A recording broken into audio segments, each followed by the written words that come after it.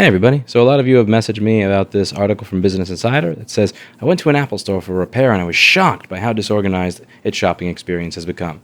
And what I want to discuss here is, honestly, just ask a question. Why are you shocked? Now, you may think that I'm saying this because I just want to, bash on Apple and say, of course, everything about Apple is bad. But the thing is, the shopping experience at the store actually wasn't that bad until she came along. And what I want to talk about in this video is this concept of staying in your lane and just doing what it is that you are good at. I have no problem with individuals who decide that they want to go outside their comfort zone with a hobby. Again, I barely know how to hang a painting I'm putting together and messing with my own electric bike. It's one of those things, I'm doing it as a hobby. I'm trying to learn something. I'm not doing this as an employee of a company or providing it as a service or much less at an executive level. And what bothers me here is this idea that we should be shocked at the fact that Apple retail is going downhill in these ways when the person in charge of dealing with the customer experience at a technology company is the person who is a CEO for a place that's known for their overpriced trench coats and perfumes and clothes that they sell. As if this should be shocking. Because for me, if you say that the individual that's in charge of dealing with customer experience and what the customer sees when they walk into a store at a technology company is somebody who used to run Burberry, that don't shock me one bit. So let's talk a little bit about what they're talking about when they say that the customer experience has changed. So they're talking about the fact that you used to have your checkout counter, you used to have your Genius bar, and it was very obvious where you go. Again, you have your hipster, superior-looking guy with his glasses, his hair frizzed, and his frown because he works at Apple. This is clearly the place to go where you have technical problems, where he's going to walk up to you and tell you that it will cost you $2,000 to fix your $1,000 computer, because that's what they do. But at the very least, you knew where to go if you wanted to be ripped off, right here. But now it's getting a little bit more difficult. So he's talking about how the foot traffic is increased at the Apple Store, and as a result, they've tried to come up with these new ways of dealing with the increased foot traffic, and that it is considerably more confusing, because now you walk in and the place just looks like this. So if you have a Genius Bar appointment or any sort of appointment scheduled, do you go here? Do you go here? Do you go there? Do you go there? It's just a hipster glass door showroom. It looks like a showroom. You don't really know exactly where to go. And as he points out, lines may suck. Lines are no fun, but at the very least, you know where you are, you know when you're going to get service, and you know where to go. Whereas when you don't have a line, as many people who've done customer service at a repair shop would know, the first person who's going to get the service is the person who is the most obnoxious or least polite about demanding attention.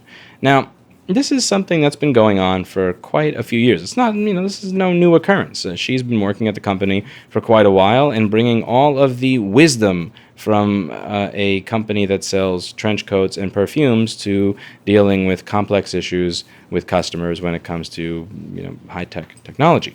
I'm confident that somebody who has dealt with which perfume should I get from my girlfriend is absolutely the one that I want in charge of dealing with the customer experience of, hey, I'm kind of curious why the Touch IC is coming off on my phone, or why do I have no audio, or why is my GPU glitching when it goes above 80 Celsius? Why does my computer go above 80 Celsius? Why is my phone bending? Are you trying to beat Samsung to the folding phone? These types of customer service experiences are the things that I don't necessarily think you're going to be as adept to come up with guides or manuals on how to deal with if you're known for being the CEO of Burberry. Now, this is something that's been going on for several years. They made it just, in these subtle ways, these really subtle ways, more difficult to get to a human. More and more companies are doing this where they just they're not saying you can't talk to a human. They're just going to make sure the contact link is, size 8 font. Or they're just going to make sure that it's, if you want to get to somebody at an actual store, that it is more and more difficult. And Apple, admittedly, has been better than every other company at this when it comes to dealing with a human. You're not calling and getting outsourced technical support 8,000 miles away that you can barely understand, and you actually have a store that you can go to. Again, When you go to that store, the store is going to tell you to pay $2,000 to fix the $1,000 machine, whereas the Lenovo Depot is going to just replace the entire thing, even after I spill water on it for free. But let's just not focus on that. We'll deal with that in another video. When it comes to having a retail presence, they were actually pretty good with it. But it started to decline, and it started to get to a point where making the appointment was more difficult. You used to just open the Apple Genius Bar webpage in your browser, click Make a Genius Bar reservation, select where you are, log in, and bam, you got yourself an appointment. And now it's these subtle, small changes where if you go to that page, you see a screen, the best place to get help for your product, and it's at least now they learned how to not frown on the picture. It says Get Help Now has replaced the Make Genius Bar recommendation. You click that link and you're given a list of devices to choose. Select that, you're given a list of topics. Select a topic, you're given a list of screens of options, and then you can finally go to more options to get Make a Genius Bar reservation. One of the people said, "Thanks for the validation. I thought I was going out of my mind trying to book an appointment the way I have done it in the past." And yeah, it is harder to get help. It is something that is going downhill, and it is clearly going downhill because you have somebody who has run a company where it's, what type of perfume do I get? What type of trench coat do I want? Is now running a technology business. That is what the issue that I have with this is. It's this thing where people don't seem to want to stay in their lane of expertise in any way, shape, or form when it comes to what they're doing professionally. Now, with me, I'm working on, I can barely hang a painting or a mirror. I can barely paint a wall.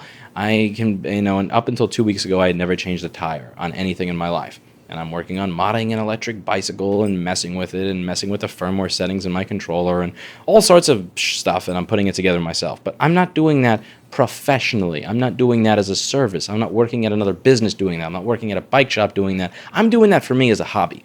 And I'm not saying that you can't have your hobbies. I'm not even saying don't get a job doing something you don't know how to do. It's just, do you have to be at the executive level? Do you have to be at the VP level or the board of directors level doing something or running a portion of a company that you may not quite fully understand?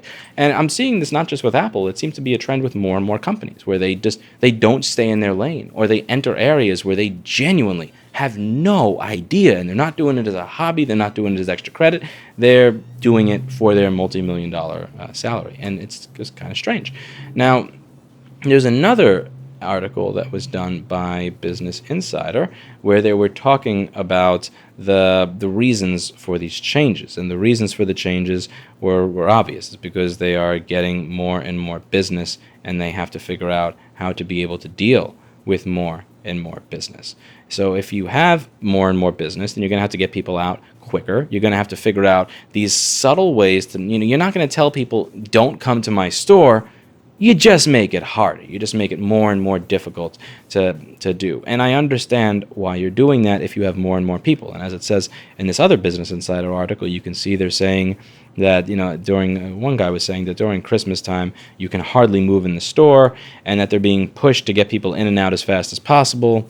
I understand this. I've had a retail location where anybody can walk in that was at street level since 2012, below street level since 2011, and I've been doing this business since about 2008 or 2009. Trust me, I understand the experience of when you have 3 or 5 people that have serious issues that you want to deal with, but you can't deal with them because there's one person that wants to just spend 40 minutes telling you about, as Lenny would say, his third eldest, Larissa, who has been in all the issues that he's having with his computer that he could very, very clearly Google, but doesn't want to Google because he just wants to take up as much of your time as possible. And I understand that you have to get people in and out as fast as possible. I also understand the challenges of making people feel like they're valued and cared about when you need to get them in and out as fast as possible. And I especially, as I talked about in this hour-and-a-half long video where I go over my handbook to dealing with customers that I was writing, just how difficult it is to actually even showcase that you care about people when you're dealing with them with the public on a regular basis. You cannot care about the 10,000th or the 30,000th customer that you dealt with. Your brain just doesn't have it in you to do that. You have to come up with a process. You have to follow that process because you can't invest yourself into that many customers. It's difficult because people in this business, they need to think that you care about them in order to trust you, but you cannot care about that number of people. So I've gone over it here. But the thing is, in this quest to get people in and out faster, there are different ways to get people in and out faster. There are different ways to deal with people where they feel like you care about them without also taking 30 minutes to an hour of time on any issue. And there's also ways that you can juggle back and forth when you're dealing with different customers. And that's something that I have not touched upon in this document that I shared here, but it is something that I actually have a 5-page draft from 2013 that I still never managed to publish that I'd like to add to that when I upload this video. There are ways to deal with that. And the choices that you make, whether or not you're just going to say, oh, well, the Genius Bar is kind of getting too many people. Let's just get rid of it. Oh, the counter has a line. Let's just get rid of lines. Like this deleting, just blowing up the entire situation rather than dealing with the problem is exactly what I would expect. It's not something I would be shocked by, but rather it is exactly what I would expect. There would be no shock whatsoever when the individual at that company that is responsible for dealing with that has absolutely no idea, because this is not the industry that they worked in. And it seems like a trend that is continuing. Because, if you may have been a great CEO of Burberry, what you learned about selling perfume and trench coats might not translate in the best customer service experience when customers experience a problem with their audio, SEO touch, or SEO GPU. And I have no idea how that translates into home sharing, competing with the hotel business. I really don't. It's something that I'm not shocked by at all. And I think that, again, Apple should get credit for the fact that they do have a retail presence. Even if that retail presence is giving you the middle finger and telling you it's going to cost $1,200 to $2,000 to fix your $1,000 to $1,300 machine. Even if that retail experience is telling you to pay $2,000 for that problem when Lenovo would actually fix it for free if you just mailed it into them and pay for the shipping both ways after I spill a gallon of water on it. They still should get some credit for having a retail presence, because it's they're willing to deal with and face their customers in person rather than hide behind distributors, hide behind Best Buy and Amazon and everybody else. They're willing to do that for their customers.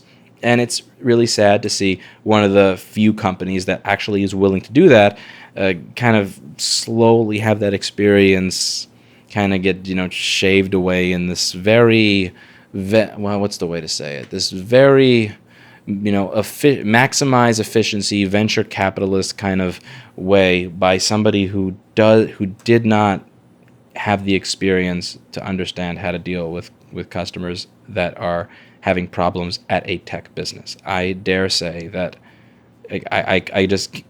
something just tells me, call me crazy, that she has not been there to deal with problems with customers one-on-one at a Genius Bar and actually offer solutions to somebody whose phone is boot looping, who has their kids' pictures on it and something like that. And I'd like to see somebody in a position like that at some point in their life has had that experience, rather than just, I'm famous for being the CEO of a place that sells perfume and trench coats.